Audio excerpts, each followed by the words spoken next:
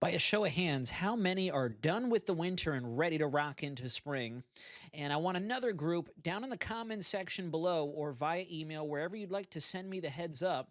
How many of you are hoping for another cool down? Because I'm going to once again split us into two different camps here, because it does look like winter is coming to a close here in the Sunshine State.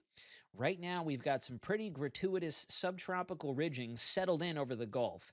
It's warming things up. It's noticeably warmer outside, and it has been for the last few days now, and we haven't stopped warming just yet as high pressure settles in ahead of our next cold frontal system. I know what you're thinking.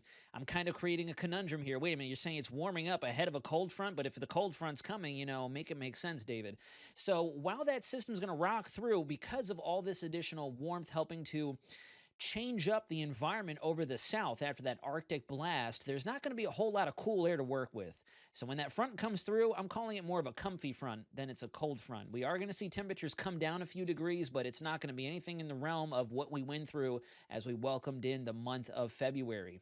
In fact, latest outlook from Climate Prediction Center continues to push warmer and warmer temperatures and more above normal temperatures through this area and much of the southeast as a result of that dominant ridge in place out to the end of the month. Another interesting fact here that I wanted to pull up, can't do it right now, is some of the teleconnections, different pieces and mechanisms we look at in the large scale of the atmosphere kind of point towards spring trying to come in a little early for us down in the south, in the southeast corner of the U.S. And by that, I mean different oscillations talking about way the polar vortex is going to behave don't really show signs of any breakdowns or significant disruptions to funnel that cold air down to us. The Pacific North American oscillation, which I'm sure if you've been following me since the hurricane season of last year, I've used that a number of different times, does tend to stay on the negative side. Your key takeaway there is anytime I say it's a positive phase, colder than average temps. Anytime I say negative, we're trending into the warmer atmosphere.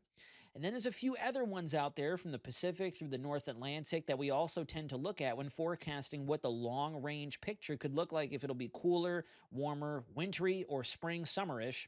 And in this case, we're kind of hovering between springtime and just kind of a neutral point as we get ready to start making the transition from winter to spring. So don't be surprised if you see mid to upper 70s for much of the rest of February. It looks like we might be reloading for a cold blast or two very beginning of March. When I say cold blast, it's just going to get a little chilly outside. We're not going to touch the freezing mark or go below freezing from here on in. I think that ship has fully sailed. Of course, I'll keep you updated on any additional updates, but for now, if you're a fan of the spring and welcoming back the true nickname of the Sunshine State, looks like you're going to get your wish.